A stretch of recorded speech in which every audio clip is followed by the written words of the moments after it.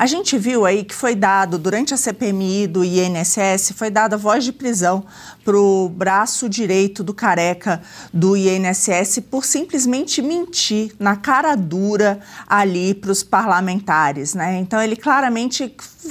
falso testemunho na veia. Vocês mostraram ali pela quebra de sigilo que ele sacou simplesmente milhões de reais e ali na hora ele desconversou, falso testemunho para todo lado. A mesma coisa aconteceu na última sessão, em que também foi dada voz de prisão para o presidente da Conafer, também por mentir na cara dura para os parlamentares. E aí a gente vê, saiu uma matéria dizendo que o sócio do Careca do INSS foi solto por ordens superiores. Eu fico aqui imaginando, né, pelo visto o presidente da Conafer também, que ordens superiores são esses, deputado? A gente agora... É o quê? A voz de Deus que manda soltar, manda prender? Quem é que tem esse poder maior do que do Senado e da Câmara juntos? Que poder é esse? Olha, Marina, bom dia. Bom dia a você, bom dia a todos que estão acompanhando também online.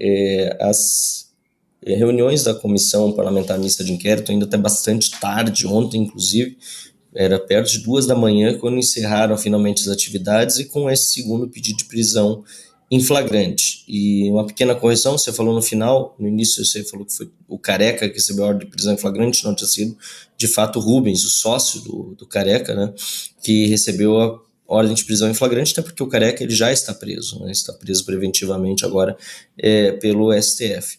A gente ficou bastante desconfiado do que aconteceu na primeira ordem de prisão, porque de fato, não houve pagamento de fiança e a autoridade policial, até onde nós saibamos, não vai de iniciativa própria soltar uma pessoa. Acima do presidente da CPMI, dentro do Congresso, só o Davi Alcolumbre, presidente do Senado. Mas não há nenhuma confirmação também que tenha havido algum tipo de ingerência aí, apenas essa nossa suspeita de que algo possa ter havido. Algo que precisa ser investigado, que a gente está pedindo para que seja feito, e sobre a situação de hoje, pelo menos o que nós vimos é que houve o pagamento da fiança para que o segundo depoente preso pela CPMI, né, dessa vez o presidente da Conafer, o Paulo Lopes, né, Paulo Roberto Lopes, pelo menos nesse caso a gente viu que houve pagamento de fiança.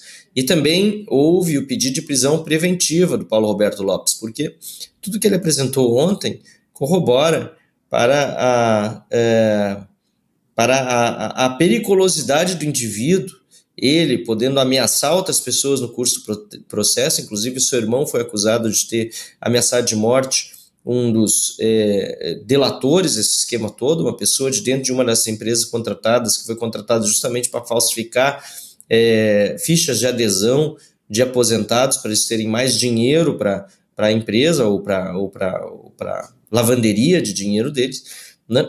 E agora a gente vai acompanhar o desenrolar do caso. Afinal de contas, esperamos que o ministro André Mendonça aceite pedido de prisão preventiva, que será lavrado hoje pelo deputado Alfredo Gaspar e submetido à deliberação do colegiado na próxima quinta-feira. Deputado, bom dia. Como o senhor avalia a postura do governo diante da CPMI do INSS? Colaboração ou tentativa de encobrir as falhas e as fraudes? Olha, a gente tem visto que o governo Lula, né, está bastante omisso em várias partes da investigação, principalmente naquelas que vão acertar em cheio o núcleo duro do governo. A gente vê, por exemplo, que há uma resistência muito grande a tratar dos temas que ligam ao irmão do Lula, ao Frei Chico. A gente vê que houve uma defesa veemente do Carlos Lupe, ex-ministro da Previdência, na reunião passada. Então, a despeito do Carlos Lupe ter sido um ministro que foi demitido, ou se demitiu na esteira da operação, ele continua com a defesa do governo Lula. E agora, mais recentemente, na semana passada, a gente viu que os membros do governo Lula, pela primeira vez, conseguiram vencer uma votação de um requerimento, justamente um requerimento que faria a investigação, ou que proporia que nós investigássemos uma empresa de turismo chamada Orleans, de São Bernardo do Campo, que é a terra do Lula. É uma empresa que tem carros de luxo, né? Não sei para que uma empresa de turismo que vende passagens vai ter carros de luxo, Porsche, etc. E também nós tivemos a participação negativa do governo na votação de uma convocação de um ex-assessor do senador Weverton, que é do PDT do Maranhão, e que teria esse ex-assessor em seu nome um carro de luxo também obtido, segundo a Polícia Federal, com dinheiro do ilícito feito contra os aposentados. Então, a votação da base do governo, principalmente do PT, e aqui eu falo do Rio Grande do Sul, em especial, 2 nomes, né, o deputado Paulo Pimenta e o senador Paulo Paim. Os dois do PT, o Paulo Paim, que se diz grande defensor dos aposentados, votou contra a investigação mais aprofundada.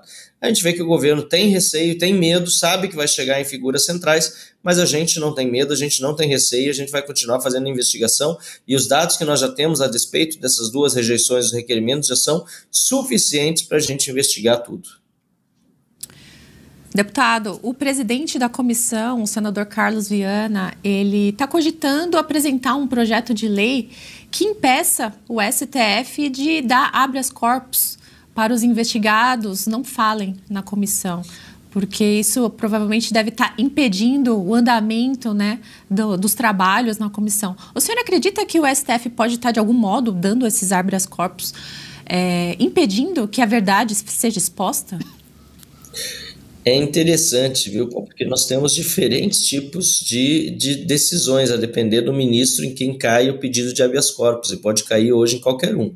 O ministro André Mendonça é o relator do processo, mas quando há um pedido de habeas corpus, já caiu com o Fux, já caiu com o Gilmar Mendes, já caiu sim, já caiu com o próprio André Mendonça.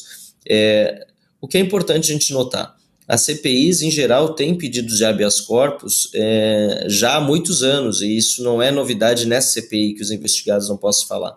A novidade, ou melhor, que possam deixar de vir ou até deixar de falar.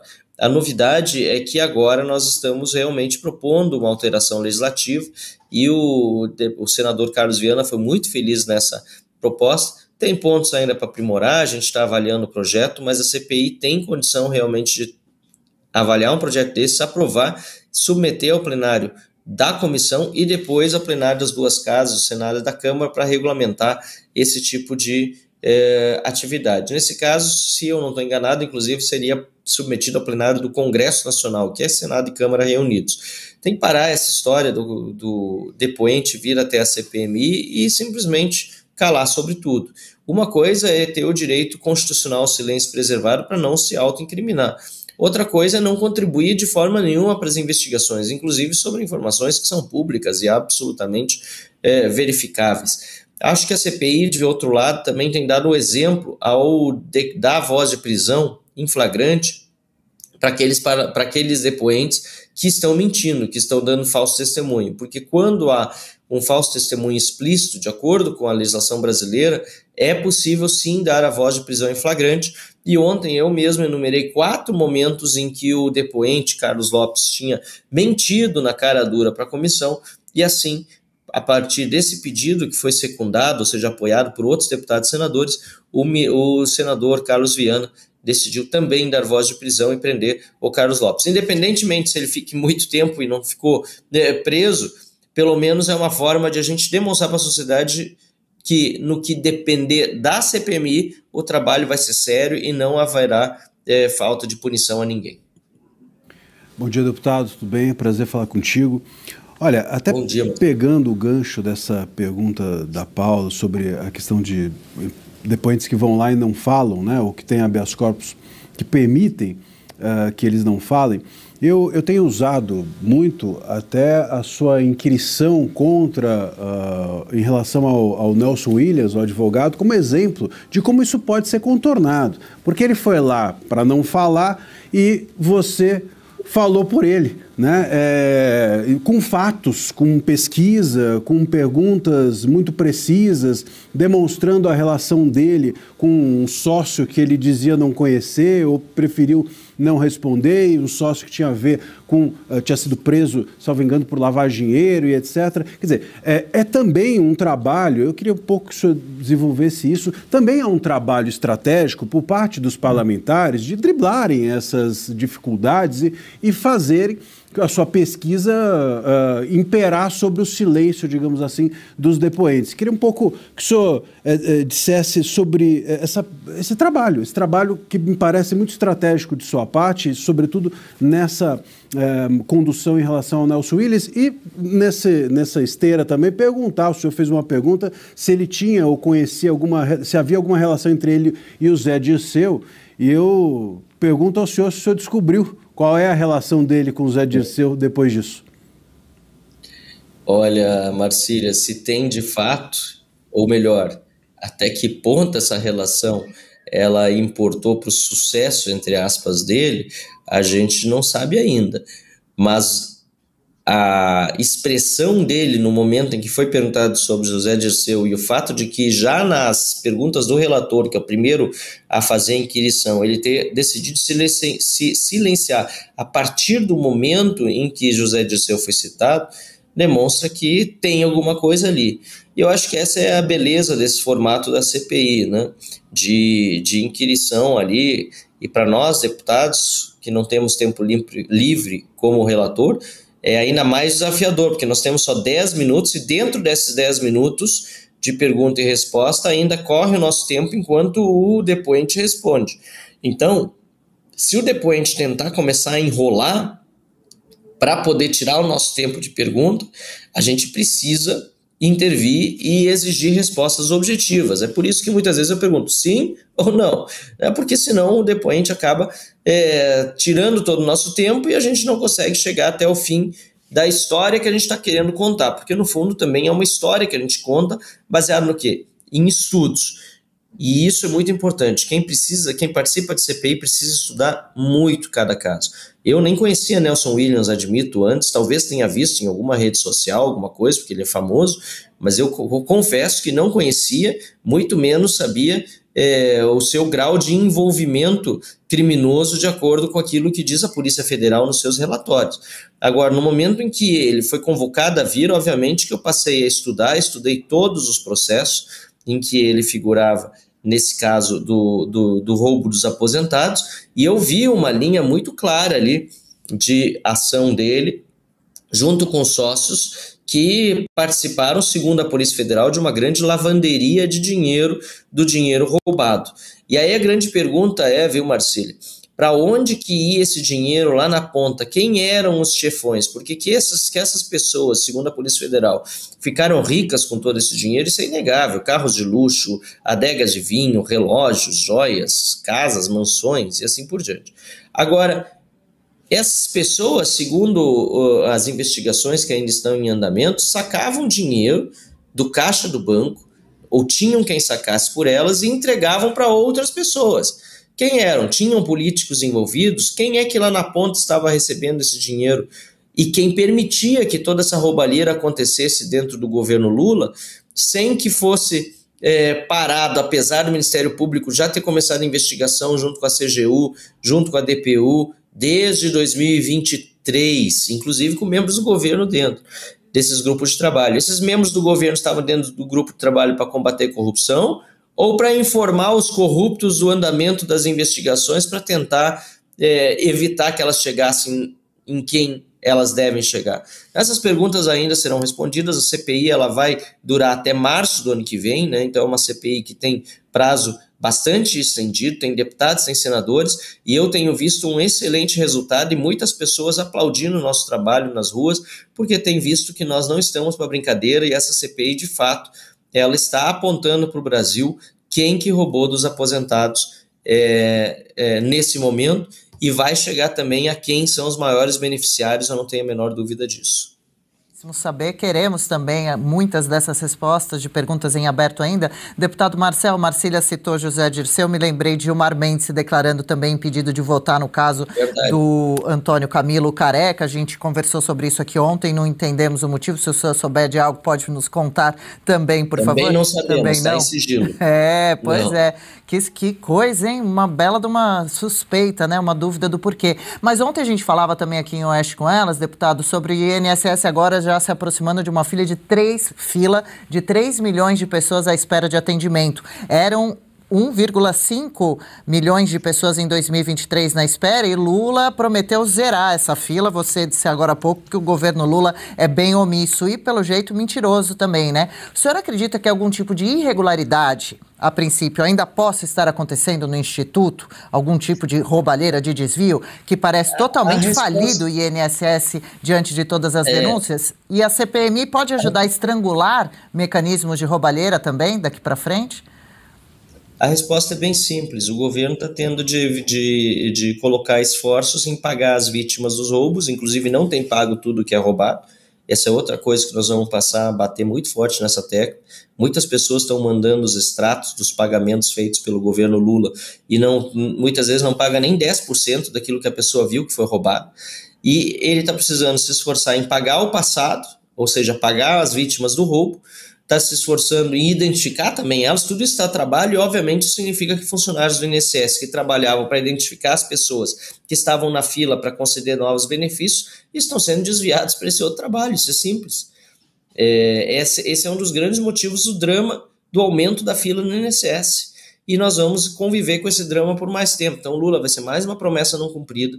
A gente vê que esse trabalho que está sendo feito agora pela CPMI também vai demonstrar onde é que está, quem são as vítimas desse roubo, né, os aposentados que não estão sendo pagos, e esse grande acordão que foi feito em Brasília, acordão espúrio, sem falar com as vítimas, né, só as entidades, OAB, DPU, CGU, STF, decidindo pela população brasileira, foi mais uma dessas malandragens, né, espúrias do governo Lula para tentar resolver o problema com o dinheiro de quem? Do povo, porque em vez de pegar o dinheiro do roubo, que está ali em carros, em mansões, eles estão devolvendo o dinheiro para quem foi roubado, o dinheiro dos nossos impostos, do dinheiro inclusive do INSS que deveria ir para novos benefícios. É um escândalo em todas as suas facetas.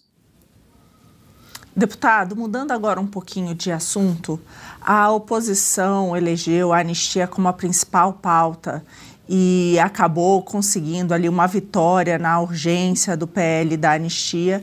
Depois nós estamos vendo aí várias articulações para transformar a anistia ampla, geral e restrita em um PL da dosimetria. O senhor poderia nos atualizar como que isso está acontecendo aí na Câmara? Já tem algum tipo de proposta ou os rumores que têm circulado? Enfim, se puder nos atualizar a respeito disso. Esse projeto é uma profunda falta de respeito a essas alturas com a oposição e com o povo brasileiro.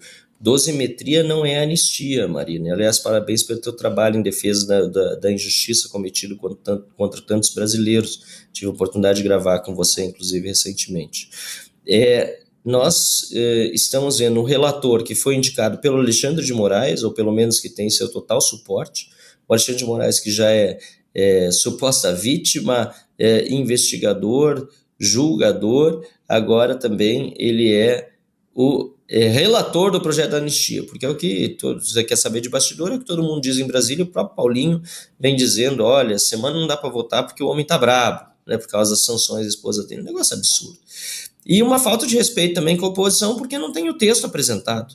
Amanhã nós teremos uma reunião da bancada com o relator Paulinho, e aí nós vamos conversar sobre isso. Meu primeiro ponto vai ser esse: olha, nós queremos ver o texto, porque não adianta a gente ficar conversando sobre teorias, ainda mais sobre dosimetria, que não é anistia. Não adianta a gente ficar vendo Michel Temer e Aécio Neves recebendo Paulinho da Força e a gente não saber o que é e o que não é esse texto. Acho muito importante, até agora indo para o encerramento, convidar todos os brasileiros aqui de Brasília e quem mais puder vir, para o dia 7 de outubro, à tarde, estarem conosco na nossa caminhada aqui que a gente está fazendo a partir das 16 horas em favor da anistia. E essa caminhada vai ser fundamental para que a gente tenha aqui a pressão sobre o Congresso num dia de semana, numa terça-feira, num dia em que estão os deputados e senadores todos aqui, para dizer na semana que vem, alto e bom tom, não queremos dosimetria. Aliás, os próprios presos do 8 de janeiro, a Associação dos Familiares e Vítimas, têm deixado isso bem claro, não querem saber de dosimetria, não querem ficar com essa pecha, que é o que querem colocar nelas, de pessoas condenadas. Não, elas são pessoas inocentes, a maior parte. E quem quebrou alguma coisa já pagou, sem dúvida nenhuma, muito mais do que qualquer outro vândalo já pagou no Brasil. Então, quer dizer, é preciso defender a anistia e depois também a anulação dos processos. E digo mais, vamos precisar buscar ainda a reparação para os danos causados a essas pessoas. Deputado, o Conselho de Ética vai abrir, né, um processo contra o senhor. Qual é a sua visão sobre a perseguição política que setores do governo têm feito contra a oposição e figuras independentes? É um absurdo, mais uma vez a gente vê que o Congresso está sendo colocado, enfim, de joelhos perante as vontades do Executivo, que é representado pelo PT e pelo Lula. A esquerda sempre fez esse tipo de obstrução, Júlio, inclusive com atos violentos, e não foi perseguida nunca por isso.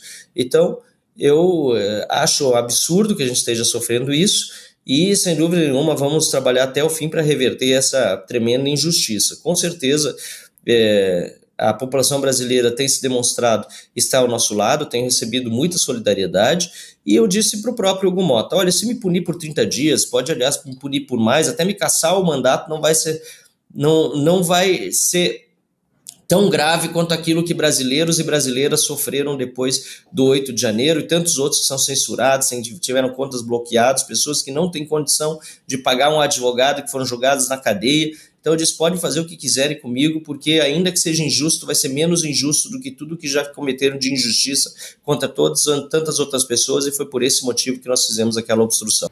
Legal, gostou desse corte? Estamos ao vivo de segunda a sexta-feira, das 10 ao meio-dia, no YouTube da Revista Oeste. Eu, Marina Helena, Adriana Reide e Paula Camacho analisamos as principais notícias do dia. E siga as nossas redes sociais, @oestecom.elas.